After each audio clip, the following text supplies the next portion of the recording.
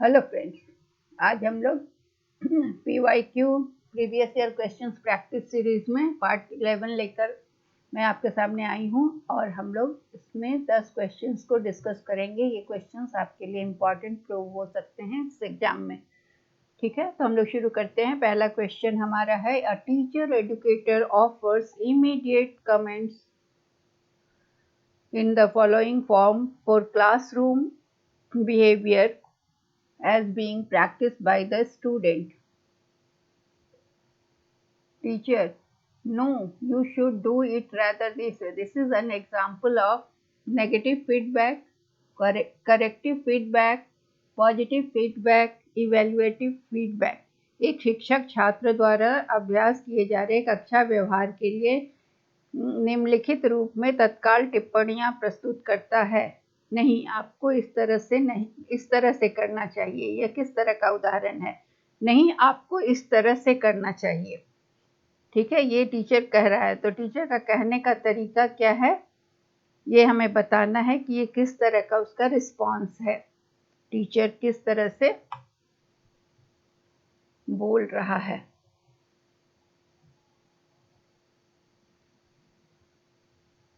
तो इसको हम कहेंगे नकारात्मक, सुधारात्मक या फिर सकारात्मक प्रतिक्रिया, तो या मूल्यांकन प्रतिक्रिया। तो इसको हम लोग कहेंगे सुधारात्मक, क्योंकि टीचर उसको डिमोरलाइज नहीं कर रहा है, बोल रहा है, बता रहा है, सुधार रहा है कि नहीं आपको इस तरह से करना चाहिए। ठीक है, तो ये सुधारात्मक प्रतिक्रिया है। तो जो फीडबैक है ना, इसका मतलब है कि किसी भी व्यक्ति को उसके बिहेवियर है, उसके परफॉर्मेंस के बारे में बताना, ताकि वो अपने व्यवहार को जो सही हो उस दिशा में मॉडिफाई कर सके। तो यह इंफॉर्मेशन है, वो कैसे इसका कहता है कि ये स्ट्रेंथ भी क्रिएट करता है, इसमें स्ट्रेंथ भी होता है, उसके बिहेवियर का इंफॉर्मेशन से पता चलता है, या वीकनेस भी। तो उसके परफॉर्मेंस में क्या अच्छाई है या कमी है, ये दोनों इससे पता चलती है, बात पता चलती है। तो ये सिस्टमैटिक फीडबैक क्या है, किसी भी व्यक्ति को उसके परफॉर्मेंस के लिए किसी भी सिचुएशन में दिया जाता है, तो उससे वो अपने आप को इम्प्रूव करता है। तो ये एजुकेशन के फील्ड में जो फीडबैक दिया जाता है ना, वो उसके जो उसको टास्क दिया गया है उसको अच्छे से कंप्लीट करने के दिशा में दिया जाता है। तो करेक्टिव फीडबैक क्या, और पहले तो नेगेटिव फीडबैक हम देखते हैं कि क्या होता है। नेगेटिव फीडबैक में क्या होता है कि टीचर एजुकेटर जो होता है वो नेगेटिव तरीके से देता है। इवैल्यूएशन के समय बच्चे को टीचर बोलता है कि नो, नॉट, मतलब इससे क्या होता है कि इस तरह का फीडबैक जो होता है कि नो यू आर रॉन्ग, इस तरह का जो फीडबैक है ये आपका ये स्टूडेंट का मोराल को गिरा देता है। स्टूडेंट टीचर जो होता है उसका जो आगे चलकर परफॉर्मेंस सुधरने की बजाय वो बिगड़ने लगता है, अच्छा नहीं होता है, उसमें कमी आने लगती है। तो ये नेगेटिव इफेक्ट होता है teaching skill of student teacher का। जब कोई भी स्टूडेंट टीचर पढ़ा रहा हो और उसको फीडबैक टीचर को देना है, तो टीचर अगर कह देता है कि नहीं आपको नहीं आता, इस तरह का नेगेटिव फीडबैक से उसके परफॉर्मेंस में कमी आती है उसको।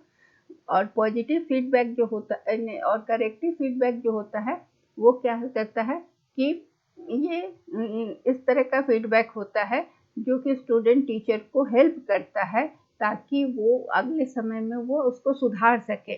तो ये ट्रबल शूट करता है, जो कि स्टूडेंट को परफॉर्मेंस में जो दिक्कत हो रही है उसको वो ख़त्म करता है, या तो बोलने में या लिखने में। तो टीचर एजुकेटर जो है उसको अपने जो क्लासरूम भी इमीडिएट कमेंट उसको मिलता है तो उसको वो तुरंत सुधारता है। करेक्टिव फीडबैक क्या है कि टीचर का रिएक्शन होता है जो कि स्टूडेंट को एनकरेज करता है, और उसके बाद वो उसको उसी तरह से सुधार के बताता है। जैसे टीचर कहे no you should do it rather this way, तो ये इसका मतलब है कि टीचर उसको बोल रहा है कि इस तरह से नहीं, इस तरह से करो, तो उससे वो उस मतलब टीचर की बात को फॉलो करता है। और पॉजिटिव फीडबैक में क्या होता है कि पॉजिटिव एटीट्यूड क्रिएट करता है। इसमें फीडबैक में टीचर एजुकेटर पॉजिटिव कमेंट्स देता है और टीचिंग स्किल जो भी स्टूडेंट का होता है उसके बारे में। ये फीडबैक जो है उस स्टूडेंट के मोराल को बढ़ाता है और उनको मोटिवेट करता है, ताकि उनके टीचिंग स्किल्स में और वृद्धि हो, उसमें तरक्की हो, जैसे वेल डन, वेरी गुड, ये इस तरह से कि you have mastery over content, तो ये इस तरह का फीडबैक सकारात्मक प्रतिक्रिया होगा। और इवैल्यूएटिव फीडबैक क्या होता है कि ये फीडबैक होता है जो टीचर एजुकेटर जो है वो इवैल्यूएट करता है स्टूडेंट टीचर का, जो पीपल टीचर है उसका इवैल्यूएशन होता है कि टीचिंग स्किल में वो किस तरह से लेसन परफॉर्म कर रहा है, किस तरह से उसमें क्या होता है कि गुड, एक्सलेंट, इस तरह का चीज़ इवैल्यूएशन में मिलता है कि वो अच्छा कर रहा है और अच्छा कर सकता है या बेहतर है। इस तरह के फीडबैक को देकर उसके परफॉर्मेंस को बढ़ावा दिया जाता है। अगला क्वेश्चन है, ये करेक्टिव फीडबैक भी पॉजिटिव इफेक्ट लाता है। दूसरा है कि for classroom discussion session which of the following is most appropriate in encouraging reflection amongst learners. कक्षा चर्चा सत्र के लिए निम्नलिखित में से कौन शिक्षार्थियों के बीच चिंतन को प्रोत्साहित करने के लिए सबसे उपयुक्त है? तो इसके लिए सबसे उपयुक्त क्या है? तो रिफ्लेक्शन क्या होता है? रिफ्लेक्शन का मतलब होता है कंटिन्यूअस थॉट प्रोसेस जो टीचर के द्वारा होता है उनकी एक्टिविटीज़ को समझने के लिए कि वो किस तरह से क्लासरूम में परफॉर्म कर रहे हैं। और reflection is one of the crucial aspect teaching learning process में। रिफ्लेक्शन सबसे महत्वपूर्ण है क्योंकि ये टीचर को हेल्प करता है कि उनकी अपनी जो प्रैक्टिस चल रही है, जो जिस तरह से वो पढ़ा रहे हैं उसको कैसे इम्प्रूव करें। तो ये टीचिंग का डिफरेंट एस्पेक्ट को रिफ्लेक्ट करना, reflection on activities taken up in school. ये क्या है कि जो भी इसमें सारा कुछ बिहेवियर को सुधारने के लिए किया जाता है और कक्षा सत्र में जो भी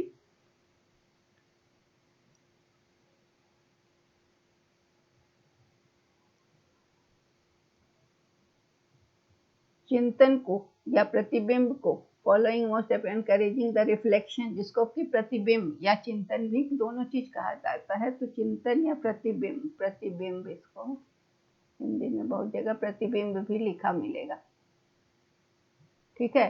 तो ये प्रतिबिंब को का अर्थ है शिक्षक के द्वारा उनकी विभिन्न गतिविधियों को समझने और कक्षाओं में उनके प्रदर्शन को समझने के लिए एक सतत प्रक्रिया जो कि कक्षाभ्यास के मत को दिखाती है।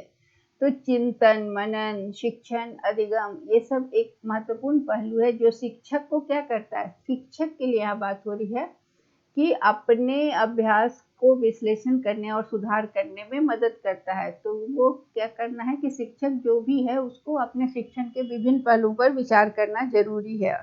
और इसमें क्या है कि शिक्षक किस तरह से बात करे, तो व्यक्तिगत या समूह में बातचीत करे या साझा जोड़ी, या फिर शिक्षक और शिक्षार्थियों के सामने विश्लेषण, संश्लेषण, मूल्यांकन, निर्माण, ऐसी क्षमता से संबंधित समस्या का प्रचार, ये परिचय देता है। तो इसमें जो हम बात कर रहे हैं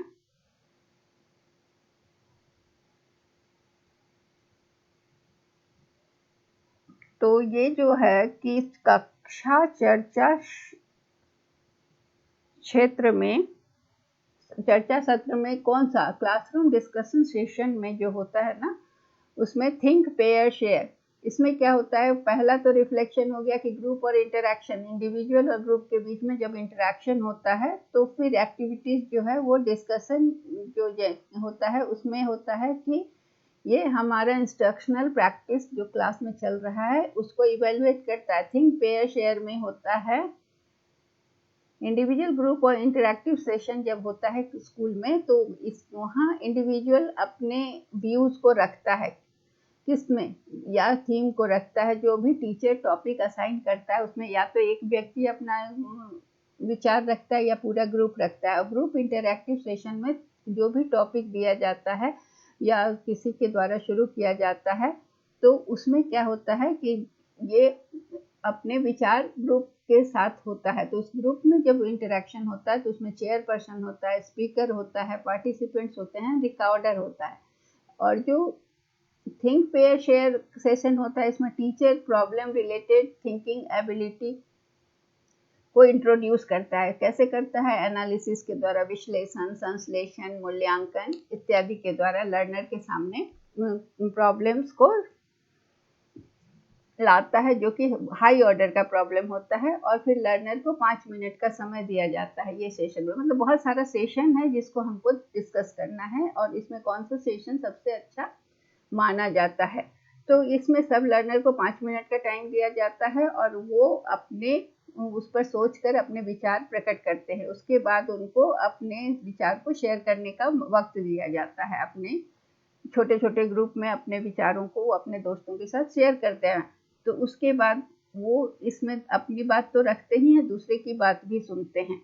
तो उसके बाद इस प्रॉब्लम के सॉल्यूशन को सब मिलकर एक मतलब सॉल्यूशन ढूंढते हैं। सब अपने अपने विचार रखते हैं और फिर एक सॉल्यूशन पर सहमति बनती है। और जब क्लास का ख़त्म होता है तो जितना भी ग्रुप का शेयर होता है वो, और जो भी डिस्कशन होता है वो, उसको एक साथ रखा जाता है, और सबसे सुटेबल होता है उसको फिर उसको कोलैबोरेटिव लर्निंग के द्वारा उस चेतना को, उस प्रतिबिंब को, उस रिफ्लेक्शन को लर्नर के बीच में शेयर किया जाता है। ठीक है। फिर क्वेश्चन आंसर सेशन में क्या होता है? टीचर क्वेश्चन पूछता है, स्टूडेंट आंसर देते हैं। ये ओरल एक्टिविटी होता है जिसमें कि स्पीकिंग स्किल स्टूडेंट्स का बढ़ता है। तो ये है कि इस एक्टिविटी से classroom practice, actual classroom practice होता है, और इसमें बहुत सारे अपॉर्चुनिटीज़ होते हैं सब बच्चों के लिए। और individual work assignment based session जो होता है, इसमें क्या होता है कि स्टूडेंट को अपने जो भी टॉपिक असाइन किया गया है उस पर वर्क करना होता है, और इस असाइनमेंट से उसकी अंडरस्टैंडिंग और क्रिटिकल थिंकिंग बढ़ती है जो छात्र इसको करता है, जिसको इंडिविजुअल वर्क दिया गया है। और इसके बाद इसलिए हर स्टूडेंट के लिए क्लास के हिसाब से एप्रोप्रिएट असाइनमेंट चुना जाता है। तो कक्षा चर्चा सत्र के लिए सबसे मतलब शिक्षार्थियों के बीच चिंतन को प्रोत्साहित करने के लिए सबसे अच्छा है B, think pair share sessions. इसमें क्या होता है थिंक पेयर शेयर सेशंस में कि कोई भी प्रॉब्लम टीचर इंट्रोड्यूस कर दिया बच्चों के सामने, जो कि हाई ऑर्डर की थिंकिंग की एबिलिटी होती है, और उसको एनालाइज सिंथेसाइज करके बच्चे को 5 मिनट का समय दिया जाता है। फिर बच्चे उस पर रिस्पॉन्ड करते हैं, और जब वो रिस्पॉन्ड करते हैं फिर वो अपने ग्रुप में इसको साझा करते हैं, और साझा करने के बाद क्या करते हैं कि एक कॉमन सॉल्यूशन वो लेकर आते हैं, और हर ग्रुप का सॉल्यूशन आता है। उसके बाद जो सॉल्यूशन सबसे सुटेबल होता है उसको अपनाया जाता है। तो सबसे सही चिंतन सत्र के लिए था पेयर शेयर। अब है in instructional design based on Skinner's theory of reinforcement, which of the following set of activities are appropriate? Instructional design में स्किनर का जो है सुदृढ़ीकरण सिद्धांत पर आधारित निर्देशनात्मक, इंस्ट्रक्शनल मतलब पढ़ाना, अनुदेशनात्मक डिजाइन में कौन सा सेट की गतिविधियां उपयुक्त हैं? Step by step presentation of learning material to students, response and immediacy feedback, सीखने की सामग्री की चरणबद्ध एक एक करके स्टेप बाय स्टेप प्रेजेंट किया गया स्टूडेंट के सामने। सीखने की सामग्री जो भी सीखना है उसको छोट मतलब सिस्टमैटिक वे में एक एक करके प्रस्तुत किया गया, और उसके बाद छात्र का रिस्पॉन्स और रिस्पॉन्स की तत्कालिकता को देखा गया।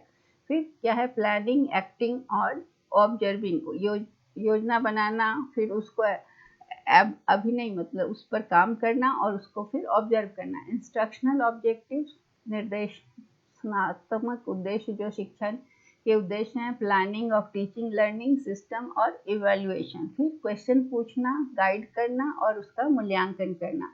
तो इसमें क्या है कि स्किनर के थ्योरी ऑफ रीइंफोर्समेंट पर जो है ना, इंस्ट्रक्शन क्या है? एक combination of teaching and learning. Instruction में टीचर जो बोलता है दैट इज इंस्ट्रक्शन, और लर्निंग स्टूडेंट। तो टीचिंग लर्निंग दोनों एक मतलब म्यूचुअली डिपेंडेंट है। स्टूडेंट का परफॉर्मेंस फोकल पॉइंट ऑफ जो भी इंस्ट्रक्शन होता है उसका फोकल पॉइंट क्या है? स्टूडेंट। और टीचिंग क्या है कि स्टूडेंट के परफॉर्मेंस को इम्प्रूव करने का तरीका है।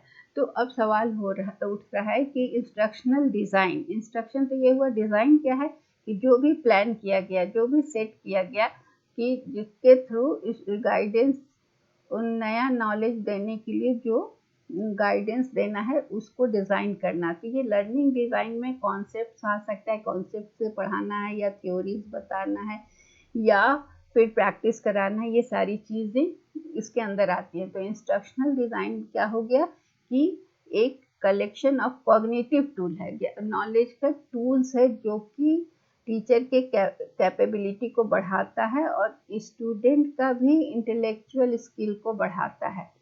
तो ये इसमें क्या क्या चीज़ है, पहले तो ये बिहेवियरिज्म जो थ्योरी है, स्किनर का थ्योरी ऑफ रीइंफोर्समेंट, तो ये क्या है कि इसमें ये डिपेंड करता है जो बिहेवियर हमें देखता है, जिसको हम मेजर कर सकते हैं। तो जो व्यवहारवादी साइकोलॉजिस्ट थे उनका कहना था कि लर्निंग क्या है, लर्निंग जो है ना, अधिगम जो है मॉडिफिकेशन ऑफ बिहेवियर है जो कि एक्सपीरियंस के द्वारा आता है, लर्निंग से आता है। तो बिहेवियरल साइकोलॉजिस्ट का कहना था कि किस तरह से जानवरों ने लर्न किया और किस तरह से वो इनसाइट सूझ पैदा करता है लर्निंग का मनुष्यों में। तो ये साइकोलॉजिस्ट जो थे उसमें पैवलव, थॉर्नडाइक, वॉटसन, स्किनर थे जिन्होंने लर्निंग पे अपने अपने सिद्धांत दिए।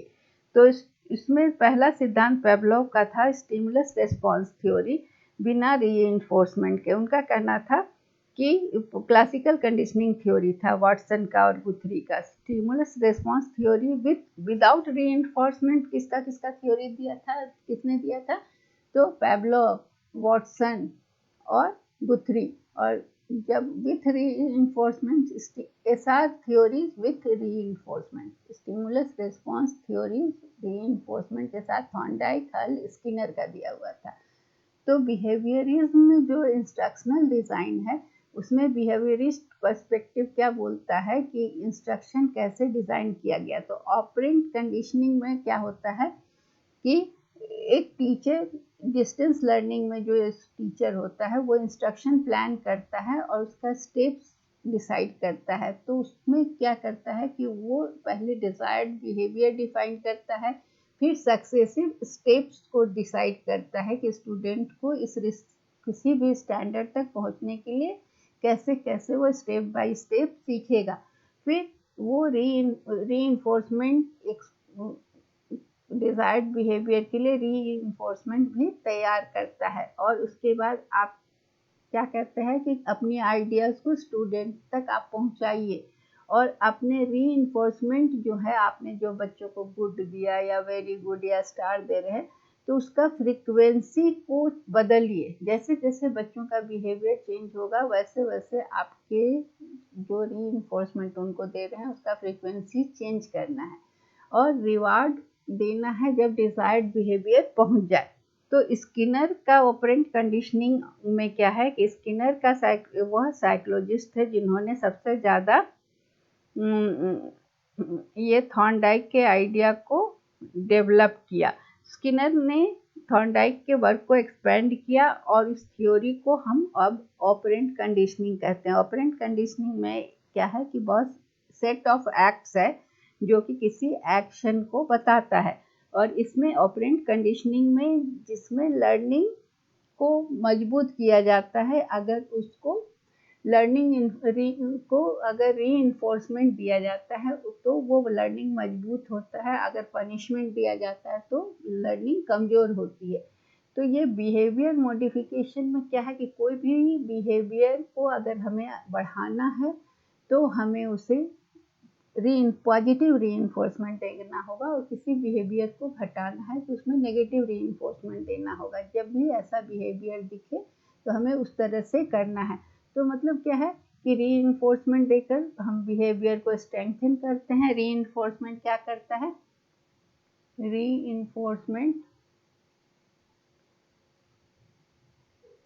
स्ट्रेंथन करता है, मजबूत करता है बिहेवियर को। और पनिशमेंट क्या करता है? वीकेन करता है। पनिशमेंट बिहेवियर को कमज़ोर करता है, वीकेंस है ना, कमज़ोर करता है।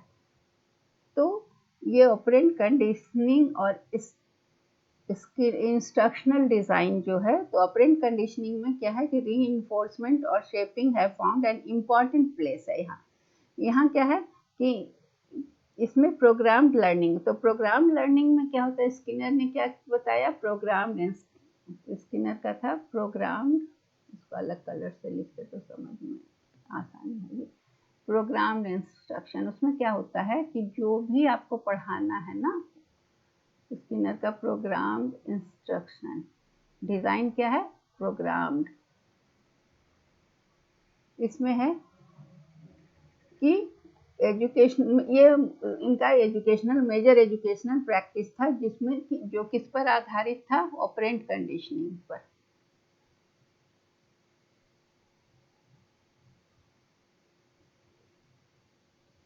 इसमें है कि लर्निंग ऑब्जेक्टिव्स क्या हुआ कि छोटा छोटा स्टेप में लर्निंग को कर रहा है। अब लर्निंग क्या है कि थोड़ा थोड़ा छोटे छोटे टुकड़ों में लर्निंग, किसी भी चैप्टर को छोटे छोटे टुकड़ों में बांट दिया गया है और छोटे छोटे टुकड़े को बच्चे को एक बार सीखना है, फिर उसके बाद एक सीख ले तो फिर अगला सीखना है। तो इसमें स्टिमुलस रिस्पॉन्स, इससे क्या हुआ कि जितना रिस्पॉन्स होगा हर स्टेप पे लर्निंग में, उसको वो स्ट्रेंथेंड होगा, उसकी बढ़ाई होगी, तो फिर वो अगला सीखेगा। इस तरह से उसकी लर्निंग मजबूत होती जाएगी। एक छोटा पार्ट सीखा, फिर अगला पार्ट सीखा, इस तरह से वो सीखता चला जाएगा और उसको हर बार पॉजिटिव रीइंफोर्समेंट मिलेगा। जहाँ वो नहीं सीखेगा वहाँ पर नेगेटिव रीइंफोर्समेंट भी उसको देना है। तो ये प्रोग्राम्ड इंस्ट्रक्शन जो है वो क्या है, किसी भी व्यक्तिगत इंस्ट्रक्शन के लिए है, किसी भी बच्चे को व्यक्तिगत रूप से सिखाने के लिए है, जिससे क्या है कि इंडिविजुअल लर्निंग, जो बच्चा अकेला हर व्यक्तिगत रूप से सीखे और अपने पेस में सीखे, अपनी गति से सीखे। तो step by step presentation of learning material और रिस्पॉन्स, ये आंसर है स्किनर का, यही है। इसको हम प्रोग्राम्ड इंस्ट्रक्शन भी कहते हैं। और ये प्रोग्राम्ड लर्निंग या प्रोग्राम्ड इंस्ट्रक्शन, प्रोग्राम्ड लर्निंग भी ये कहलाता है, जिसमें चैप्टर को छोटे छोटे टुकड़ों में बांट दिया जाता है और जिससे बच्चा सीखता है और हर जिस स्टेप को वो सफलतापूर्वक सीखता है उसमें उसको पॉजिटिव रीइंफोर्समेंट मिलता है, और जिसपे उस असफल होता है वहाँ नेगेटिव, इस तरह से वो सीख लेता है। तो इसमें एक्टिव रिस्पॉन्स मिलता है, हर यूनिट को सीखने में वो एक्टिव रहता है और उसको इमीडिएट नॉलेज मिलता है, उसको इमीडिएट फीडबैक दिया जाता है कि वो सफल है या असफल। और इसके बाद ये यहाँ पर बच्चों को कोई प्रेशर नहीं होता, वो अपनी गति से सीखते हैं।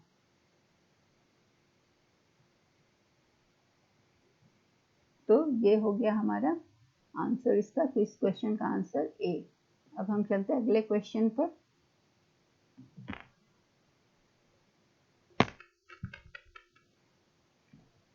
अगला क्वेश्चन है, combination of both face to face and traditional classroom method with e-learning used to create a hybrid approach of teaching which is called, e-learning के साथ साथ आमने सामने और पारंपरिक कक्षा विधियां दोनों के संयोजन का उपयोग किया जाता है शिक्षण के लिए एक संकर मिश्रित इसको कहते हैं।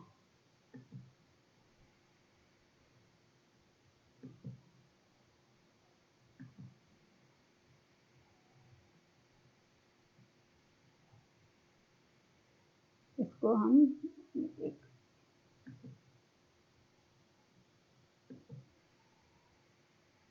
मिश्रित दृष्टिकोण इसको हम कह सकते हैं, जिसे कहा जाता है। तो ये यहाँ क्या है कि डिस्टेंस लर्निंग पहले क्या होता है, डिस्टेंस लर्निंग एक इस तरह का टीचिंग का टेक्निक है या लर्निंग का, जिसमें कि यहाँ एजुकेशन का जो मोड है ना, वो इसमें टीचिंग लर्निंग मल्टीमीडिया के द्वारा होता है, मतलब दूरस्थ शिक्षा इसको कहते हैं। इसमें क्या है कि आप ई लर्निंग या ब्लेंडेड लर्निंग के साथ कर सकते हैं। दूरस्थ शिक्षा में क्या होता है कि आप को घर रख बैठे आप शिक्षा प्राप्त कर सकते हैं, आपको लर्निंग मटेरियल भेज दिया जाता है और आपके क्लासेस या तो मल्टीमीडिया के जरिए हो सकता है, ऑनलाइन हो सकता है, या फिर आपको कभी उसमें कुछ दिनों के लिए क्लास करने के लिए कहा जाता है। और ब्लेंडेड लर्निंग क्या है, जिसमें कि ऑनलाइन लर्निंग भी होता है और ट्रेडिशनल क्लासरूम शिक्षा भी होता है। तो इसमें दोनों चीज़ का संयोजन का उपाय, दोनों तरह की शिक्षा का संयोजन जो किया जाता है उसे हम मिश्रित शिक्षा या ब्लेंडेड लर्निंग कहते हैं। ये इसमें दोनों चीज़ होता है, ई लर्निंग भी होता है प्लस क्लासरूम, ट्रेडिशनल क्लासरूम भी होता है, क्लासरूम लर्निंग भी होता है। ठीक है, तो इसमें ऑनलाइन कोर्स के साथ साथ फेस टू फेस कम्युनिकेशन भी होता है। सिंक्रोनस लर्निंग क्या होता है ये भी जान जाएं कि ये रियल टाइम टीचिंग होता है और लर्निंग, क्योंकि सेम टाइम जो with a group of online learner or even individually, usually a teacher or some method of instant feedback। जैसे सिंक्रोनस लर्निंग में ऑनलाइन टीचिंग होता है वीडियो कॉन्फ्रेंसिंग के द्वारा, इसमें वीडियो कॉन्फ्रेंसिंग के द्वारा होता है। इसमें आप सामने सामने बैठते हैं, टू वे वीडियो होता है। इसमें वीडियो कॉन्फ्रेंसिंग में दोनों तरफ से वीडियो ऑन होता है, ऐसा एक दूसरे को देख सकते हैं, या वन वे वीडियो भी हो सकता है, या ऑडियो कॉन्फ्रेंस के द्वारा होता है। तो ये कैसे होता है सिंक्रोनस लर्निंग में, ये सैटेलाइट के द्वारा होता है या टेलीकम्युनिकेशन की फैसिलिटीज़ के द्वारा होता है। और एसिंक्रोनस जो होता है ये होता है कि कहीं भी हो सकता है ये learning, any time anywhere learning, any time anywhere, कहीं भी किसी समय लर्निंग हो सकती है। जैसे आप SMS real time, for example email के द्वारा, SMS, नेट सर्फिंग, ई कंटेंट, डिजिटल परफॉर्मेंस, जैसे अभी स्वयं दीक्षा या रेडियो को सुन सकते हैं, टीवी चैनल को, या मैं अब ये बना के देख रही हूँ, आपके पास मोबाइल होगा तो आप कहीं भी बस में बैठकर, घर में बैठकर, ऑफिस में बैठकर कहीं भी इसको देख सकते हैं। तो that is called asynchronous learning. तो हमारा आंसर है इसका B.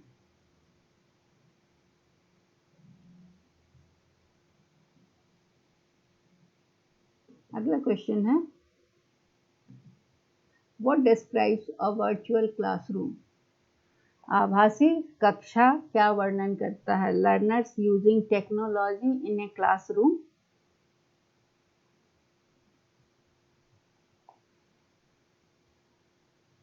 led by a tutor, a training course done using YouTube tutorials, online learning environment access through webinars, और ऑनलाइन वाया लर्निंग कोर्स। एक शिक्षक के नेतृत्व में कक्षा के वातावरण में प्रौद्योगिकी का उपयोग करने वाले शिक्षार्थी यूट्यूब ट्यूटोरियल का उपयोग करके किया गया प्रशिक्षण पाठ्यक्रम, वेबिनार के माध्यम से ऑनलाइन सीखने का माहौल, या ऑनलाइन लाइव लर्निंग कोर्स। तो वर्चुअल क्लासरूम एक अनूठा लर्निंग फैसिलिटी है जो लर्नर को कहाँ से मिलता है? मल्टीमीडिया टेक्नोलॉजी के द्वारा मिलता है। मल्टीमीडिया टेक्नोलॉजी, जिसमें क्या क्या चीज़ होता है? मल्टीमीडिया माने बहुत सा मीडियम, जैसे हो गया वीडियो, एनिमेशन, मूवी दिखा के, एनिमेशन दिखाकर, साउंड, कंप्यूटर्स, ये सारे चीज़ों का प्रयोग करके होता है। तो उसे हम इसे वर्चुअल क्लासरूम कहते हैं। वर्चुअल क्लास में क्या है? Virtual reality of educational use. यहाँ पर टीचर या रिसोर्स पर्सन क्या करता है? वेबिनार्स कंडक्ट करता है। वेबिनार्स, रिसोर्स पर्सन जो है, टीचर जो है, वेबिनार्स कंडक्ट करता है। और online classes, webinar, online class, और रियल टाइम कम्युनिकेशन भी डिस्टेंस टीचर और स्टूडेंट के बीच में होता है वर्चुअल क्लासरूम में। इसके अलावा ऑनलाइन लर्निंग एनवायरनमेंट, वेबिनार्स के द्वारा वर्चुअल क्लासरूम एक टीचिंग लर्निंग एनवायरनमेंट है जिसमें कि सॉफ्टवेयर के द्वारा होता है। तो वर्चुअल क्लासरूम में सॉफ्टवेयर के द्वारा क्लास होता है, सॉफ्टवेयर और वाया इंटरनेट के जरिए होता है। वर्चुअल क्लासरूम स्टूडेंट एक एक्टिव मेंबर होता है लर्निंग ग्रुप का, और वो अपने मतलब व्यक्तिगत रूप से सीखता है, इंडिपेंडेंट ऑफ स्पीड, मतलब बाकी लोग कैसे सीख रहे हैं उससे उसको परवाह नहीं, वो अपने स्पीड से सीखता है और दूसरे की स्पीड से वो स्वतंत्र होता है। और ये जो वर्चुअल क्लास है वो वर्चुअल फैसिलिटी बच्चों को प्रदान करता है, उससे बच्चे एक दूसरे से, टीचर से बात कर सकते हैं, और इसमें वर्चुअली बातचीत होता है, फिजिकली प्रेजेंस नहीं होता है, ऑनलाइन आप बात कर सकते हैं।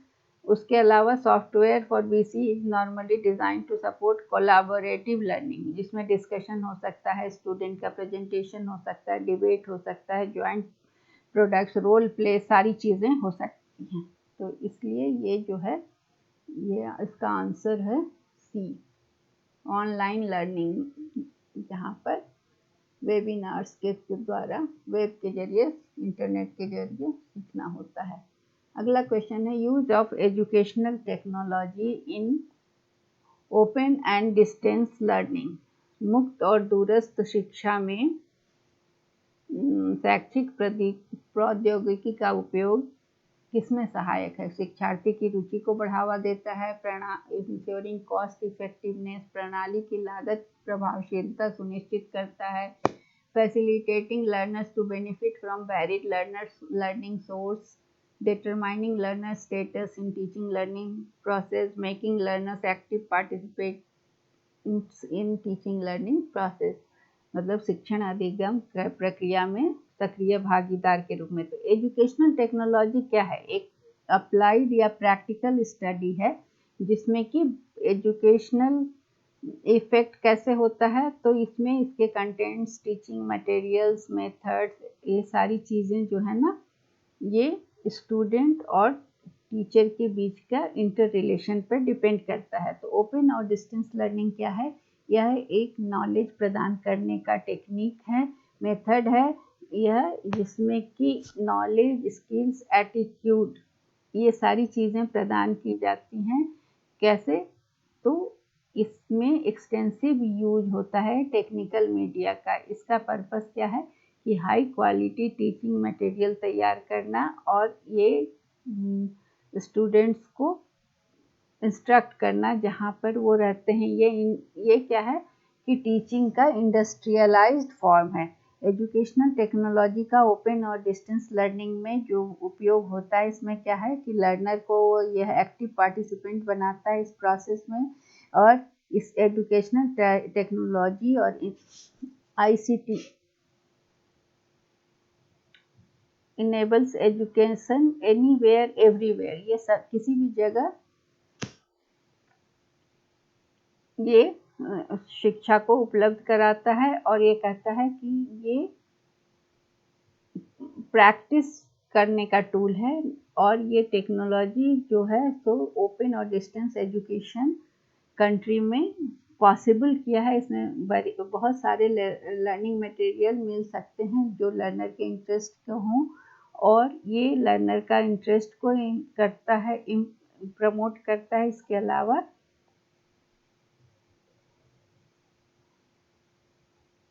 शैक्षिक प्रौद्योगिकी क्या है? किसका उद्देश्य है? शैक्षिक उद्देश्य, सामग्री, शिक्षण सामग्री, शैक्षिक वातावरण, ये सारी चीज़ों को के बीच का अंतर संबंध।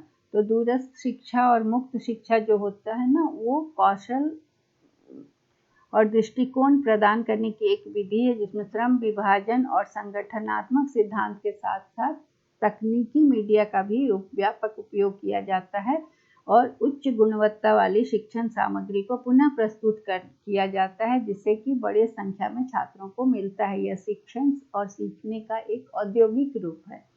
इसमें क्या है कि ये सीखने और सिखाने की दूरी को कम करने के उद्देश्य से ये किया जाता है, और ये शिक्षार्थियों को शिक्षण अधिगम प्रक्रिया में सक्रिय भागीदार बनाता है। शिक्षा प्रौद्योगिकी जो है and information and communication technology, जिसका आईसीटी कहते हैं, आईसीटी का फुल फॉर्म होता है information and communication technology, ICT, information and communication technology.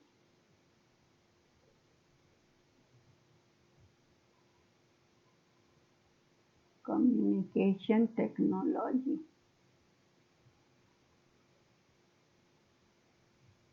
और एजुकेशनल टेक्नोलॉजी दोनों है ना। ये हर जगह शिक्षा को संभव बनाता है। शैक्षिक प्रौद्योगिकी या एजुकेशनल टेक्नोलॉजी का उपयोग क्या होता है? ये कॉस्ट इफेक्टिव होता है, और ये बहुत ज़्यादा संख्या में स्टूडेंट्स तक पहुंचता है।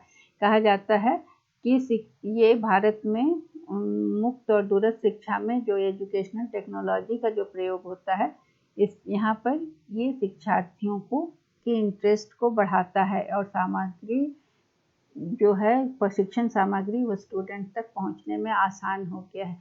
तो इसलिए शिक्षार्थी की रुचि को बढ़ाता है, प्रणाली की लागत प्रभावशीलता को सुनिश्चित करता है, शिक्षार्थी को विभिन्न शिक्षण संस्थाओं से संसाधन से लाभ उठाने में मदद करता है। तो इसका आंसर है हमारे पास, इसका आंसर होगा सी मतलब 1 लर्नर शिक्षार्थी की रुचि को बढ़ावा देता है। फिर दूसरा है कॉस्ट इफेक्टिवनेस, लागत को कम करता है, प्रभावशीलता लागत की बढ़ाता है।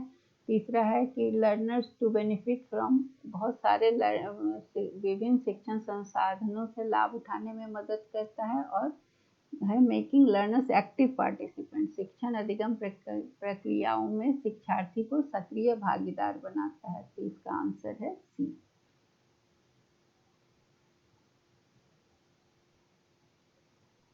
अगला क्वेश्चन है which of the following has the high potential for empirical validation or in using educational technology? निम्नलिखित में से किसमें शैक्षिक प्रौद्योगिकी का उपयोग करने में अनुभवजन्य सत्यापन की उच्च क्षमता है? Text book, printed lectures of distance education, modular reading material, programmed instructional material. तो इसमें क्या है ना कि एम्पिरिकल वैलिडेशन क्या होता है? एम्पिरिकल वैलिडेशन इस चीज़ पर विश्वास करता है कि एक्सपीरियंस, एम्पिरिकल मतलब एक्सपीरियंस या ऑब्जर्वेशन, निरीक्षण करना या खुद से अनुभव करना, इस पर विश्वास करता है। तो ये सिस्टम और थ्योरी पर उतना विश्वास नहीं करता, ये यूज करता है क्या चीज़ पर विश्वास करता है? ये डेटा बेस्ड रिसर्च पर। तो इससे क्या होता है कि ये क्या है कि ये फिर से निरीक्षण करने योग्य होता है। इसका वेरिफिकेशन कैसा होता है? तो फिर ऑब्जर्वेशन करें या एक्सपेरिमेंट करें। तो एम्पिरिकल वैलिडेशन क्या है? अनुभव और निरीक्षण। तो ये क्रूशियल स्टेप है जो कि वैलिडिटी और एक्सेप्टेंस ऑफ प्रपोज्ड मैट्रिक्स का बताता है। एम्पिरिकल वैलिडेशन उपयोगी होता है ये बताने में कि कोई भी चीज़ का क्वालिटी क्या है। इस kind of validation is crucial for success of किसी भी सॉफ्टवेयर का मेजरमेंट प्रोजेक्ट को मापने में। तो एजुकेशनल टेक्नोलॉजी जो है ना, ये एप्लीकेशन है किस चीज़ का? साइंटिफिक नॉलेज, किसमें? लर्निंग में और लर्निंग के कंडीशन को इम्प्रूव करने में। इसका है कि ये एजुकेशनल टेक्नोलॉजी जो है वो टेक्निक किस चीज़ का यूज करता है? तो एम्पिरिकल वैलिडेशन, मतलब कि ऑब्जर्वेशन और अनुभव करके, ऑब्जर्वेशन करके, एक्सपीरियंस करके लर्निंग सिचुएशन को इम्प्रूव करने में। तो एजुकेशनल टेक्नोलॉजी जैसे कंप्यूटर बेस्ड मल्टीमीडिया पैकेज की तरह ही इफ़ेक्टिव है अगर वो देखा जाए, उसको ऑब्जर्व किया जाए, एक्सपीरियंस किया जाए। तो इसमें सबसे ज़्यादा क्या है कि इस सबसे ज़्यादा हाई पोटेंशियल किस में है? तो प्रोग्राम्ड इंस्ट्रक्शन मटेरियल में। अभी हमने देखा कि प्रोग्राम्ड इंस्ट्रक्शन क्या होता है कि लर्नर को छोटे छोटे स्टेप्स में किसी भी पर्टिकुलर ऑब्जेक्टिव को पूरा करने के लिए, उसको सीखने के लिए छोटे छोटे किसी भी पाठ को, किसी भी लेसन को छोटे छोटे टुकड़ों में बांटकर छोटे छोटे स्टेप्स में सिखाया जाता है। उसको मतलब अपनी गति से सीखने के लिए दिया जाता है और सीखने के बाद उसको इमीडिएट फीडबैक मिलता है।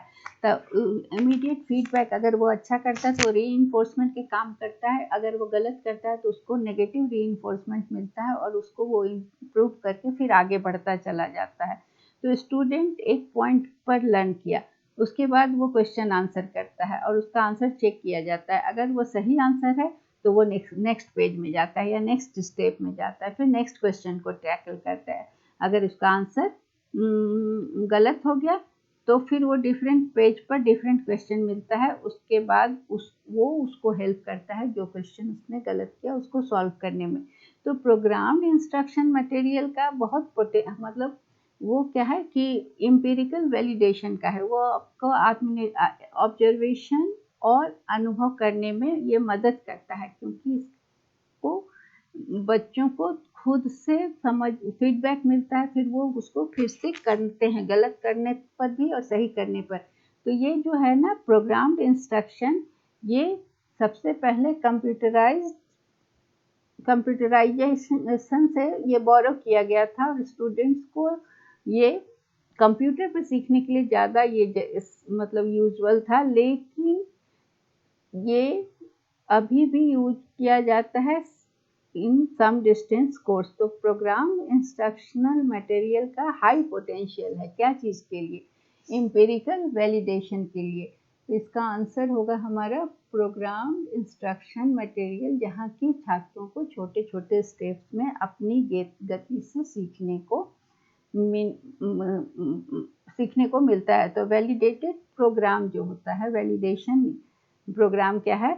ये प्रोग्राम इंस्ट्रक्शन में ये इसका यूज होता है, और इसमें एम्पिरिकल वैलिडेशन का मतलब यही हुआ कि अनुभव करके और उसको ऑब्जर्व करना। तो ये इसमें स्पेसिफिक टारगेट ग्रुप होता है, इसको सिखाने में ये मदद करता है, और कंटेंट्स जो होते हैं वो छोटे छोटे स्मॉल चंक्स में होते हैं, छोटे छोटे टुकड़ों में होता है। तो अनुभव जन्य सत्यापन केवल किस चीज़ पर होता है?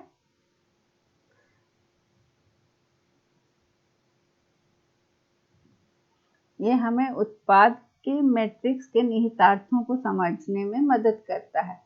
ठीक है, तो प्रोग्राम की गई जो निर्देश सामग्री होती है, वो शिक्षार्थी को छोटे छोटे चरणों में सिखाती है और एक विशेष उद्देश्य की ओर ले जाती है।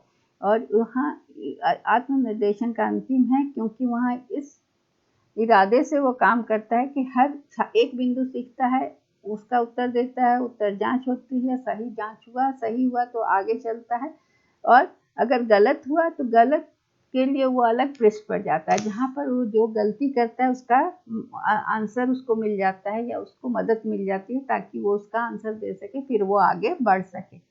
ठीक है, तो इसमें ऑब्जर्वेशन होता है और अनुभव, एम्पिरिकल वैलिडेशन। अगला क्वेश्चन है, which of the following statement explains the management principle span of control propounded by Fayol?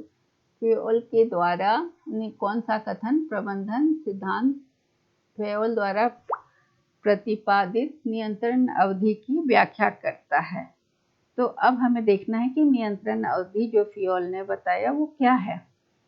One can work effectively for limited hour, कोई सीमित घंटों के लिए प्रभावी ढंग से काम कर सकता है। One can work with limited number of people, कुछ सीमित लोगों के साथ काम कर सकता है।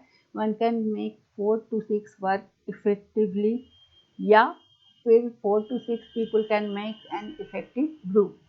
तो इसमें क्या है ना कि फेयोल का कहना था कि फेयोल का सिद्धांत ये बताता है कि कोई भी व्यक्ति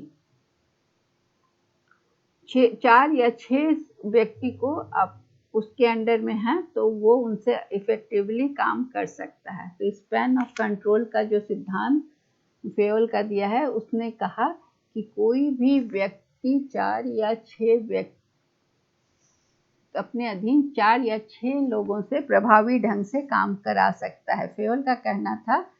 तो मैनेजमेंट क्या है? मैनेजमेंट का सिद्धांत हमें ये बताता है, ये साइंस और आर्ट दोनों है। तो इफेक्टिव मैनेजर्स जो हैं वो क्या करते हैं कि किसी भी डिसीजन को लेने के लिए साइंटिफिक अप्रोच लगाते हैं, और ये इसमें क्या करते हैं कि वो लॉज लगाते हैं, थ्योरीज, प्रिंसिपल्स, फिलोसफीज।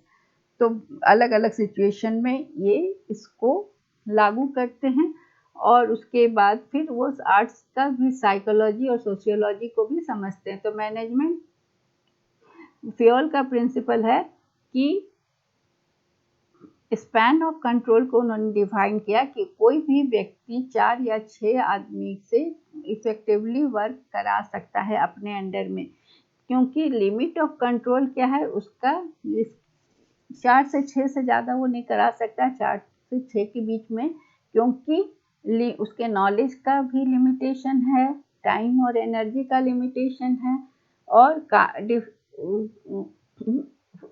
वर्क और ऑर्गेनाइजेशन के साइज भी अलग अलग होते हैं।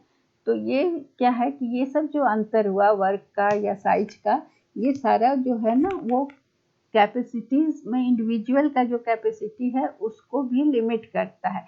तो इसलिए डाइवर्सिफिकेशन ऑफ जो फंक्शन होता है या टाइम होता है और स्पेस होता है, सब मिलाकर स्पैन ऑफ कंट्रोल को निर्धारित करता है। इसलिए कोई भी व्यक्ति 4 या 6 व्यक्तियों से ही अपने अंडर में सही ढंग से काम करा सकता है।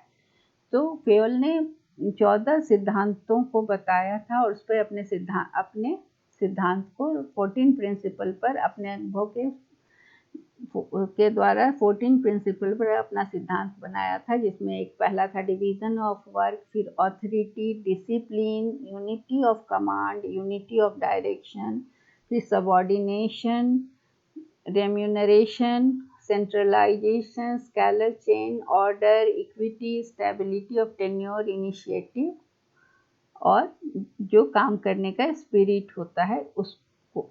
तो प्रबंध क्या कहा है कि प्रभावी प्रबंधक जो होता है वो निर्णय लेने के लिए वैज्ञानिक दृष्टिकोण का प्रयोग करते हैं।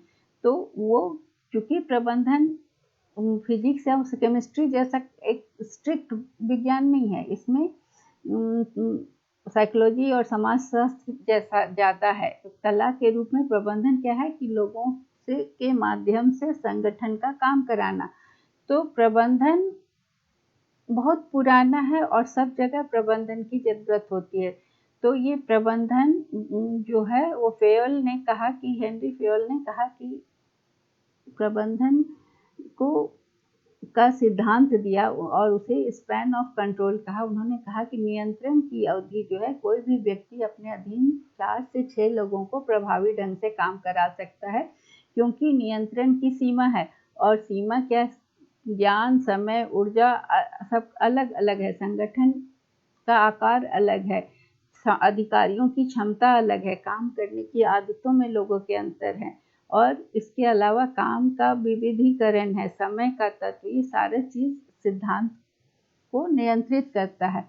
तो इसलिए फेयल ने अपने सिद्धांत स्पैन ऑफ कंट्रोल में बोला कि 4 से 6 लोगों से ही कोई व्यक्ति प्रभावपूर्ण ढंग से काम करा सकता है। अगला क्वेश्चन है क्वेश्चन नंबर 9।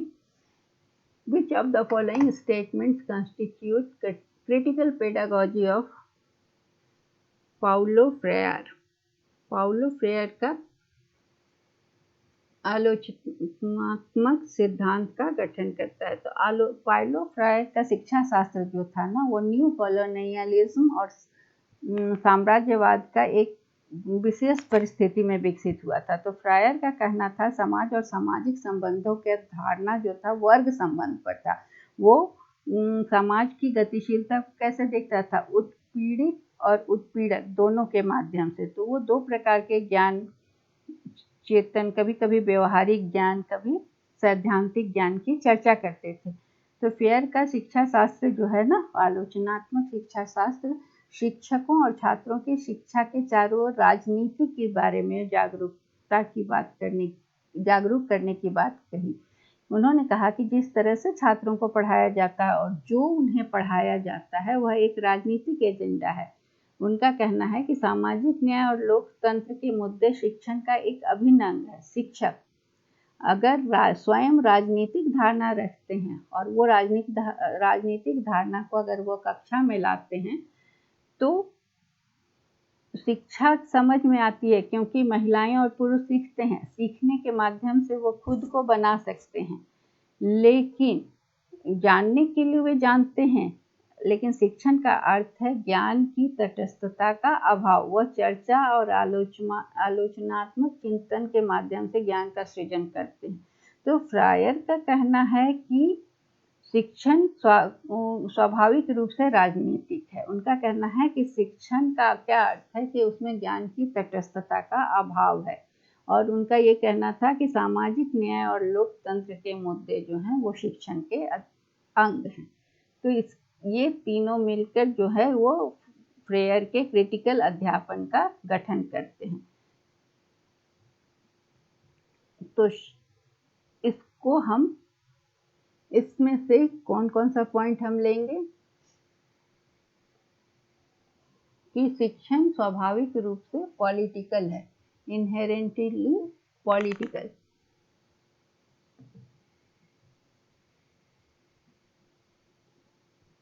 फिर उन्होंने कहा कि टीचिंग एब्सेंस ऑफ न्यूट्रलिटी, तटस्थता का अभाव, ठीक है। और फिर उन्होंने कहा कि सामाजिक न्याय और डेमोक्रेसी जो है वो शिक्षण का अभिन्न अंग है। तो पाउलो फ्रेयर जो थे, उनका जो पेडागोजी या शिक्षा शास्त्र जो था वो पर्टिकुलर हिस्टोरिकल और पॉलिटिकल सर्कमस्टांसेस में पनपा था, जब नियो कॉलोनियलिज्म और इंपीरियलिज्म अपने जोर पर था, साम्राज्यवाद और उपनिवेशवाद। उनका था कि सोसाइटी और सोशल रिलेशन, उनका जो की परिकल्पना थी वो क्लास रिलेशन पर बेस्ड थी। उनका कहना था कि कौन कौन था सोशल डायनेमिक्स में, एक था ऑपरेशर, दूसरा था ऑपरेस्ड। ऑपरेसर पीड़ित और उत्पीड़क, उत्पीड़ित और उत्पीड़क के बीच में था। इसलिए उन्होंने दो टाइप का नॉलेज कहा, अनकॉन्शियस जो कि प्रैक्टिकल नॉलेज और क्रिटिकल, और थियोरेटिकल नॉलेज। उन्होंने कहा प्रैक्टिकल और थियोरेटिकल। उनका बिलीफ था कि नॉलेज जो है वो डिस्कशन और क्रिटिकल रिफ्लेक्शन से शेप होता है। नॉलेज को लॉजिक और कंटेंट के में लिमिटेड नहीं होना चाहिए, ना तो इमोशन और सुपरस्टिशन में, बल्कि इसका अंडरस्टैंडिंग और फीलिंग के साथ कनेक्शन होना चाहिए। तो उनका कहना था कि टीचर और स्टूडेंट को पॉलिटिक्स के बारे में अवेयर होना चाहिए, और स्टूडेंट को जिस तरह से पढ़ाया जाता है वो इस तरह से पढ़ाया जाता है कि वो पॉलिटिकल एजेंडा को सर्व कर सके। ये गलत था। उनका कहना था कि इशू ऑफ सोशल जस्टिस और डेमोक्रेसी होना चाहिए शिक्षण का। इंटीग्रल पार्ट जो होना चाहिए शिक्षण का वो सोशल जस्टिस का इशू और डेमोक्रेसी होना चाहिए। टीचर को पॉलिटिकल नोशंस होना चाहिए और उसको क्लासरूम में लाना चाहिए। तो उनका कहना था कि एजुकेशन जो है वो लोगों को ज्ञान देता है, क्योंकि वीमेन और मेन जो है वो लर्निंग से ज्ञान प्राप्त करते हैं, सीखते हैं, और वो अपने को बना सकते हैं या अपना पुनर्निर्माण कर सकते हैं, क्योंकि मेन और वीमेन जो हैं वो अपनी रिस्पॉन्सिबिलिटी लेने में सक्षम हैं। और वो टीचिंग उनका मानना था कि absence of neutrality of knowledge, मतलब कहते हैं कि नॉलेज कैसे क्रिएट होगा, तो वो डिस्कशन से होगा और आलोचनात्मक चिंतन से होगा। उनका पर्पस था, एजुकेशन का पर्पस था लिबरेशन, मुक्ति। और वो कैसे मुक्ति प्राप्त होगा, तो जब हर कोई अपनी बात कहने में सक्षम होगा और वो उसके बाद कह पाएगा तभी। तो टीचिंग उनका मानना था कि पॉलिटिकल है, टीचिंग जो है वो न्यूट्रलिटी का एब्सेंस बतलाते हैं, और सोशल जस्टिस जो है, इशू ऑफ सोशल जस्टिस और डेमोक्रेसी जो है वो टीचिंग का इंटीग्रल पार्ट है। तो इसका आंसर है सी।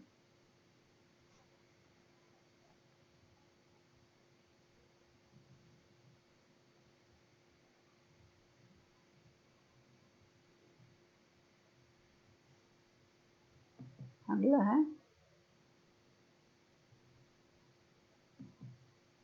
Question number 10, it is the last. Strength of behaviorism as learning theory art provides clear predictions, it has real life application, it is too deterministic, it has reductionist approach, it emphasizes objective measure।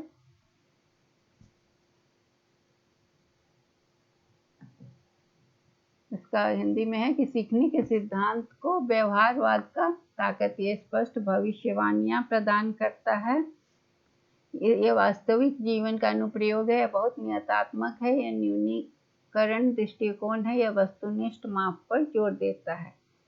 तो यहाँ पर है कि behaviourism क्या है, कि learning क्या है, हमने पहले भी देखा कि लर्निंग है स्टिमुलस और रिस्पॉन्स का बॉन्ड है या एसोसिएशन है। इसका है एसोसिएशन ऑफ बिहेवियरिज्म, यही बताता है व्यवहार। क्या बताता है? Behaviourism is association of stimulus and response. ये टेक्स प्लेस ड्यू टू क्या है कि स्टिमुली और रिस्पॉन्स का बहुत सीरीज आता है। तो लर्नर रिस्पॉन्स करता है पर्टिकुलर स्टिमुलस को। क्यों? केवल ये ऐसा नहीं है कि वो सोच समझ के, बल्कि प्रयत्न और भूल के सिद्धांत पर करता है, ट्रायल एंड एरर के आधार पर करता है, पर्टिकुलर रिस्पॉन्स करता है किसी स्टिमुलस पर। उसका वहाँ पर इनसाइट कोई रोल प्ले नहीं करता है, सूझ का कोई स्थान नहीं है, इनसाइट का कोई स्थान नहीं है। तो बिहेवियरिस्ट का मानना था कि बहुत सारे थ्योरिस्ट ने इन बिहेवियरिस्ट पर्सपेक्टिव का क्रिटिसाइज किया। उनका कहना था कि इंडिविजुअल सिचुएशन को परसीव करता है पूरी तरह से, तब रिएक्ट करता है, और उसकी लर्निंग परसेप्शन पर आधारित होती है। तो बिहेवियरिस्ट का जो व्यू था कि जो बोलता था कि लर्निंग क्या है, association of stimulus and response है, इस चीज को मतलब यह एक एसोसिएटिव प्रोसेस है। तो इस उनके हिसाब से क्या था कि लर्निंग एक नया एसोसिएशन है जो कि स्टिमुलस और रिस्पॉन्स के बीच में कनेक्शन से होता है। तो बिहेवियरिज्म का स्ट्रेंथ क्या था? ये पहला था कि लर्नर को क्या करता है, अलाउ करता है एक गोल पर फोकस करने, और ये क्लियर प्रेडिक्शन करता है लर्नर के बिहेवियर के बारे में कि सर्टेन कंडीशन में अगर रीइंफोर्समेंट या पनिशमेंट मिलेगा तो उसका बिहेवियर क्या होगा, ये बताता है। फिर क्या है कि स्पेसिफिक ऑब्जेक्टिव बताता है कि लर्निंग से क्या आउटकम होगा। फिर एडुकेटर को बोलता है कि use the time more effectively. Behaviour को जनरलाइज करने के लिए, लर्नर के बिहेवियर को जनरलाइज करने के लिए वो टाइम का यूज अलाउ करता है। अलावा ऑब्जेक्टिव मेजरमेंट को भी एम्फेसाइज करता है। ये गारंटी देता है कि स्पेसिफिक लर्निंग और ऑब्जेक्टिव एडुकेटर के द्वारा पहले से निर्धारित होता है।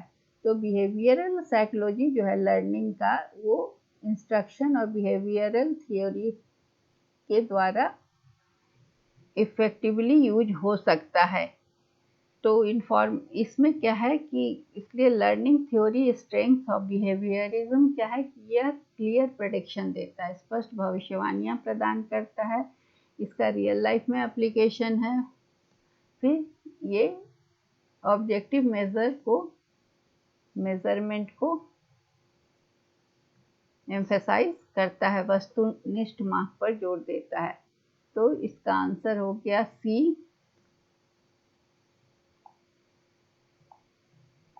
ये व्यवहारवाद क्या कहता है कि उत्तेजना और प्रतिक्रिया का बॉन्ड है सीखना। उन व्यवहारवाद का यही मानना है कि सीखना जो है उत्तेजना और स्टिमुलस और रिस्पॉन्स का बॉन्डेज है, एसोसिएशन है। तो कि इनका कहना है कि शिक्षार्थियों की प्रतिक्रिया केवल परीक्षण और त्रुटि के माध्यम से एक विशेष उत्तेजना से जुड़ी होती है। अंतर्दृष्टि का उन्होंने सूझ का कोई महत्व नहीं दिया कि सीखने में इंसाइट या अंतर्दृष्टि का कोई स्थान नहीं है, बिहेवियरिज्म का कहना है।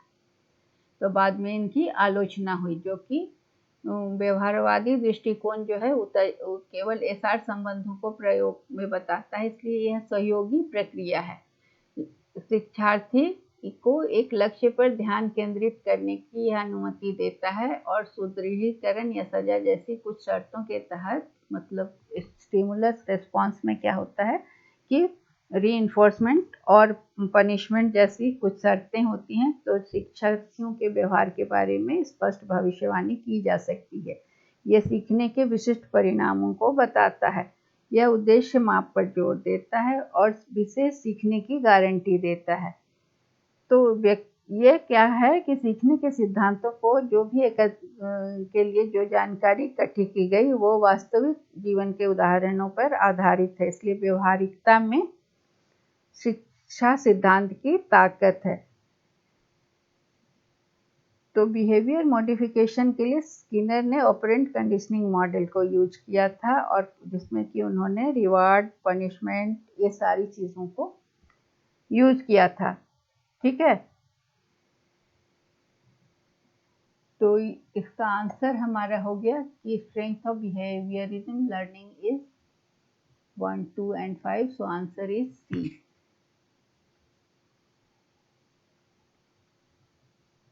That's all for today. Thank you.